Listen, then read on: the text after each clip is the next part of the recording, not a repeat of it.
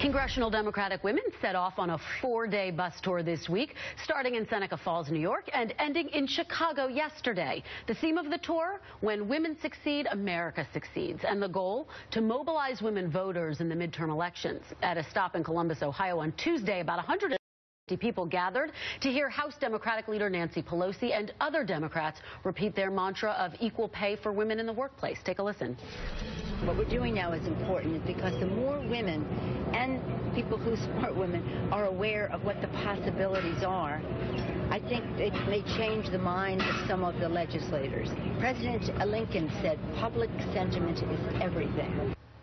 Congresswoman Donna Edwards of Maryland was a key part of the tour, and she joins me now. Thank you so much, Congresswoman, for being here. I appreciate it. Thank you. It's good to be with you. So the goal is to drive up turnout at the polls. Talk about the timing. Why is the timing so important, and what type of reception did you get out on the road? Well, first of all, women's voices are incredibly important in the midterm elections, and getting them to turn out to vote on our three pillars: equal pay for equal work, paid sick leave, and also making sure that we have quality, affordable child care. And the crowds were terrific. They were tremendous. We had great weather.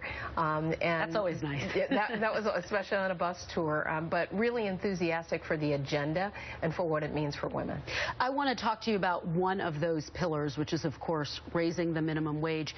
How important is this issue in terms of motivating women? Do you think that they're responding to that message about minimum wage? Well, I think they are. I mean, 2/3 of workers who work for the minimum wage are women, and what that means is that when you're working for minimum wage, you can be working 40 hours a week, and you don't even make it to the poverty line. This impacts women and families and children, and women really get that. And we had so many minimum wage workers who showed up at each one of these different events, and they told us how important it was for us to fight to raise that minimum wage to $10.10 an hour. You, the White House, pushing for that number, $10.10 an hour. There doesn't seem to be a whole lot of momentum for that, though, on Capitol Hill. It doesn't seem politically viable, and I know that there has been some discussion about compromise, raising the minimum wage to $9, for example. Is that something that you would agree to, a compromise legislation? Well, $9 doesn't get you to the poverty line, and I think that if you go to work every single day, you should make a wage that allows you to take care of yourself and your family. Is some increase better than no increase, though?